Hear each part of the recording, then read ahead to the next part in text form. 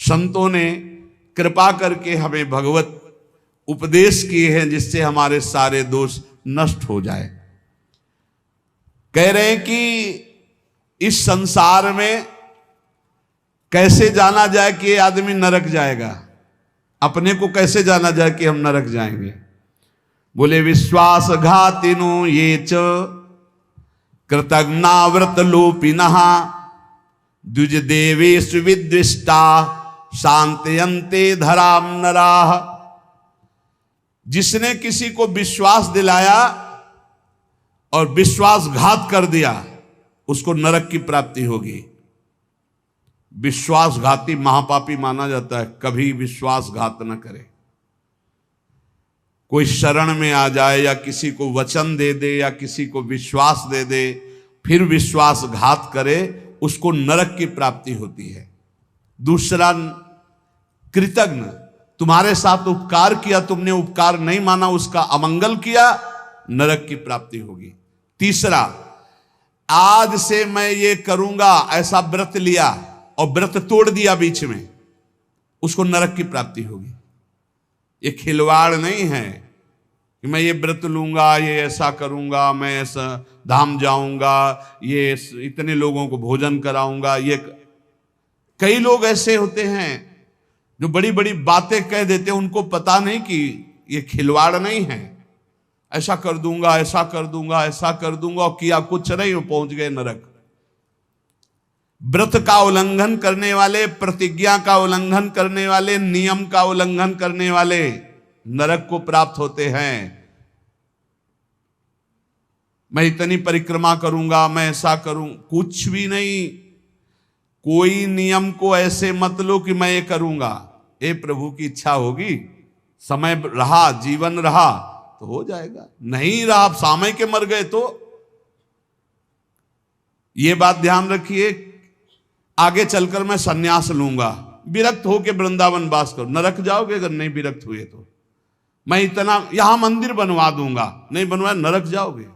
वचन संभाल के बोलो, आज से मैं कुछ दिन व्रत रहूंगा। बकवास करना बंद कर दे तो जीवन उन्नति में हो जाता है। शाम का भोजन नहीं करूंगा, एकांत भजन करूंगा, नहीं भोजन मत करना लेकिन सेवा करो, भजन करो।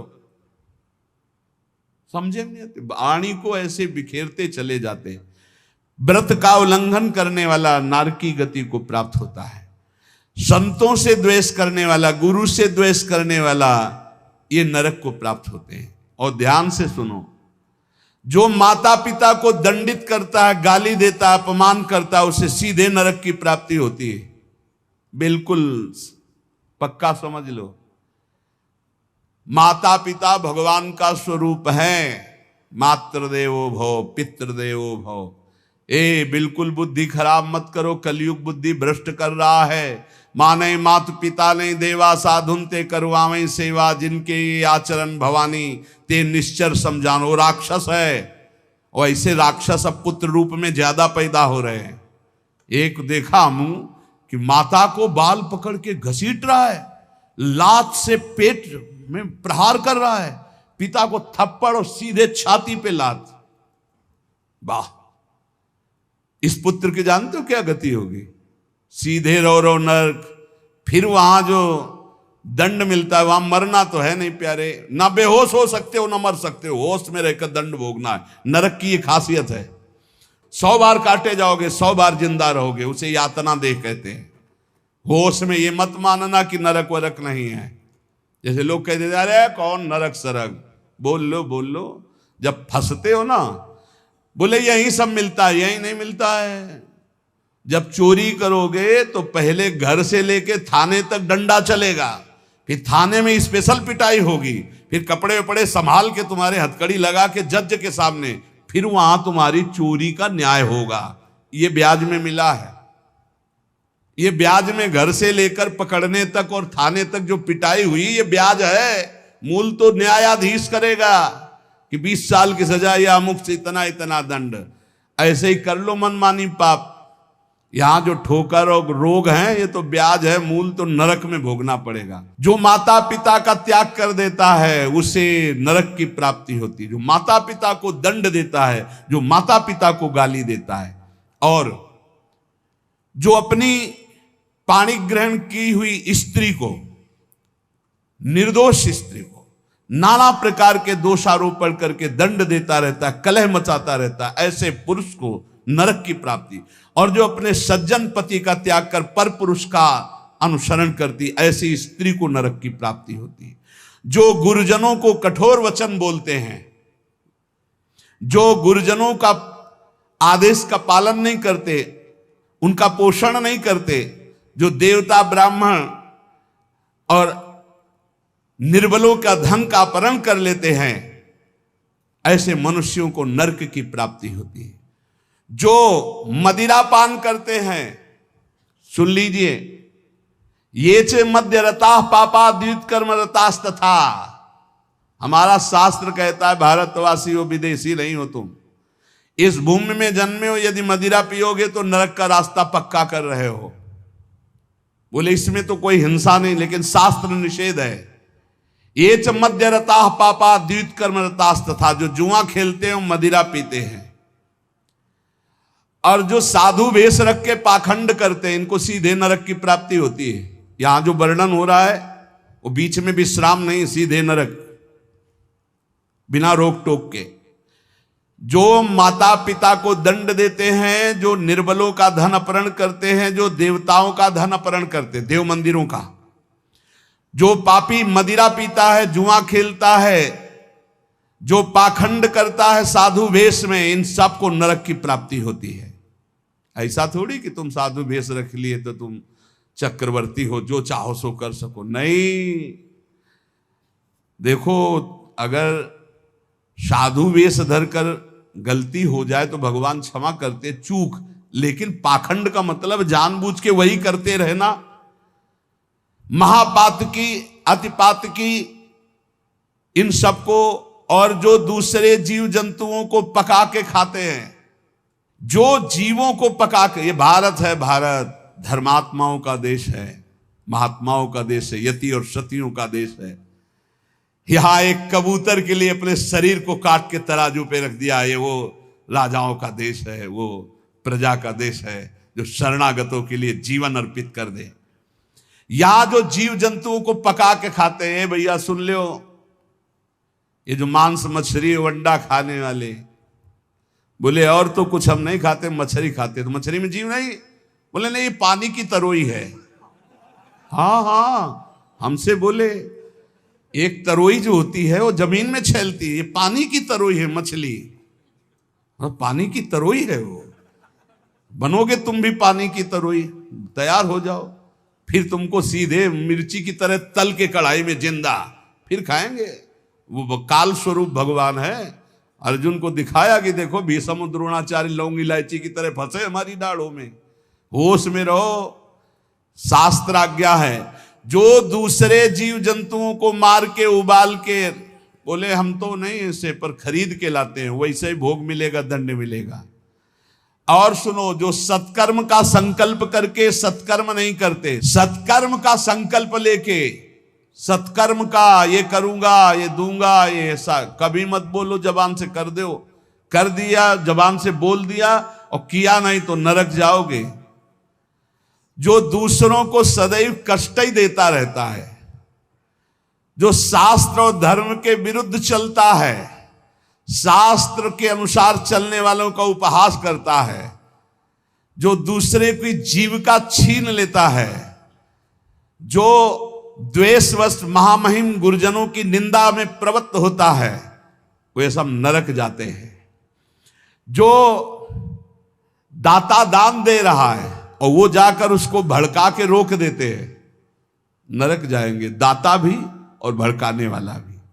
जो पाप कर्म के लिए प्रेरणा देता है, जो अनाथ उनको पीड़ा पहुंचाता है, इन भूतल पर ऐसे लोगों को नरक की प्राप्ति होती है और ये पाप उनको घोर दुख में, नरकों में ढकेलते हैं। ब्रह्मण्यम पुण्यमुत्सृज्य ये द्विजा लोभ मोहिता कुकर्म युपजीवंती ते वै निरयगामिना नरकगामी। ध्यान से सुनना, जो ऊंचे कुलों में जन्म लेकर के निम्न आचरण करते हैं, न संध्या है, न बंधन है, न अर्घ देना है, बस मनमानी पापाचरण, सीधे नरक, खिलवाड़ नहीं है। तभी कलयुग ने ब्रह्मा जी से कहा था चिंता मत करो। जैसे बड़े भैया ने सतयुग ने कहा हमारे राज्य में कोई नरक नहीं जाएगा, फिर छोटे भैया त्रेता जी ने कहा कि हमारे राज्य में भी जैसे बड़े भैया का राज्य वैसे ही रहेगा। द्वापर ने कहा आज्ञा पालन की कोशिश करेंगे। तो कलयुग ने कहा ब्रह्मा जी से वचन देते हैं, भूल चूक से कोई स्वर्ग या परम पद चला जाए ना, सीधे नरक भेजेंगे, हाउसफुल, नरक हाउसफुल रहेगा। देख लो ना, यही लक्षण है, जो लक्षण है उनको देखो प्राय। जो लोभ से मोहित होकर परम पवित्र कुलों में जन्म कर होकर के अपने कुल धर्म का त्याग करके पापाचरण करते हैं, ऐसों को नरक की प्राप्ति होती है। जो भगवान को गालियां देते हैं, नास्तिक हैं, इनको नरक की प्राप्ति होती है। जो धर्म की मर्यादा को भंग करते हैं, उनको नरक की प्राप्ति होती है। जो कामी पुरुष दूसरे की स्त्रियों के साथ या कामी दूसरे पुरुषों के साथ, उनको नरक की प्राप्ति होती है। ध्यान दे दे, भारत है, धर्म विधान है। अब आप कह दो कि नहीं कानून नहीं, ये कानून, ये भागवतिक कानून है, भगवान का बनाया हुआ है, तुम्हें भोगना पड़ेगा। होश में सत्संग सुनाने के लिए ये बड़े बड़े शास्त्रों से, महर्षियों से इसीलिए चयन करते हैं कि तुम्हारे और हमारे होश ठीक रहे। ये भारत है, ये धर्म भूमि है, यहां मनमानी आचरण नहीं कि पतिवंचक पर पति रति करई, गोस्वामी तुलसीदास जी, रौरव नरक कल्प सत परई, ऐसे पुरुष के लिए भी है। जो दंभ करता है, जो किसी को दान देने की बात कह के पलट जाता है, उसे नरक की प्राप्ति होती है। जो दूसरों की चुगली करता है, जो अभिमान में भर करके दैन्य पुरुषों को सताता है, ऐसे लोग होते हैं। जो झूठ बोलता है बात बात पे, उनको नरक की प्राप्ति होती है। जो अपनी बात कह के सीधे पलट जाता है, जो दूसरों का धन हड़प लेता है, जो दूसरों को निष्कलंक होने पर भी कलंक लगाता है, ऐसे लोगों को नरक की प्राप्ति होती है। जो पराये सुख और संपत्ति को देखकर जलते हैं, जो प्राणियों के प्राण लेने में बड़े सुख का अनुभव करते हैं, तलछा तलछा कर मारते हैं, बहुत निर्दयी लोग हैं, बहुत निर्दयी लोग। ये जलाते हैं पशुओं को, ऐसे पैर बांध दिए, ऊपर ऐसे सरिया डाल के उसमें पैरों में, और नीचे आग लगा दी, धीरे धीरे घंटों में तड़प, अब मुंह बंधा है, आवाज नहीं निकल, तड़प तड़प करो, मर रहे। और वो 4-10 बैठे हंसी मजाक करे, करो करो मजाक करो। यमदूत ऐसे ही बांधेंगे, बिल्कुल ऐसे ही। और वहां यहां एक दिन तुम ऐसा पाप करोगे, वहां सैकड़ों वर्ष उसका भोगना पड़ेगा। जैसे 15-20 मिनट पाप कर ले, कत्ल कर ले, व्यभिचार कर ले, पूरे जीवन जेल में रहना पड़ेगा, फांसी भी हो सकती है। ऐसे ही यहां एक पशु को तुमने जलाया, आनंद लिया, वहां हो सकता है कि एक कल्प तक तुमको जलाया जाए। जैसे यहां एक 15 मिनट का अपराध, आजीवन कारावास। होश में ये नहीं मानना कि ये नरक स्वर्ग सब व्यर्थ है। जो लोग पराई स्त्री को फुसला के फंसा के दुराचार करते हैं, मार देते हैं, जो लोग कुआं, बगीचा, पोखरा, पौशाला, इन स्थानों को अपवित्र करते हैं व्यभिचार के द्वारा, मलमूत्र त्याग के, मान लो पानी है, पानी में मलमूत्र करना, पानी में व्यभिचार करना, पानी, ऐसों को सीधे नरक मिलता है, सीधे नरक। पोखरे में, कुएं में, बगीचे में जो अपवित्र आचरण करते हैं, उनको नरक की प्राप्ति होती है।